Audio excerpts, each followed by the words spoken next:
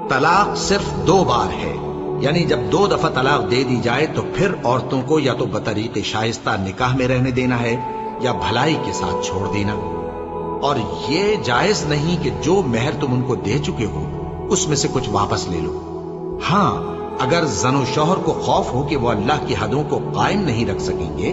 تو اگر عورت خاوند کے ہاتھ سے رہائی پانے کے بدلے میں کچھ دے ڈالے تو دونوں پر کچھ گناہ نہیں۔ یہ اللہ کی مقرر کی ہوئی حدیں ہیں، ان سے باہر نہ نکلنا، اور جو لوگ اللہ کی حدوں سے باہر نکل جائیں گے وہ گناہگار ہوں گے۔ پھر اگر شوہر 2 طلاقوں کے بعد تیسری طلاق عورت کو دے دے تو اس کے بعد جب تک عورت کسی دوسرے شخص سے نکاح نہ کر لے اس پہلے شوہر پر حلال نہ ہوگی۔ ہاں، اگر دوسرا خاوند بھی طلاق دے دے اور عورت اور پہلا خاوند پھر ایک دوسرے کی طرف رجوع کر لیں تو ان پر کچھ گناہ نہیں۔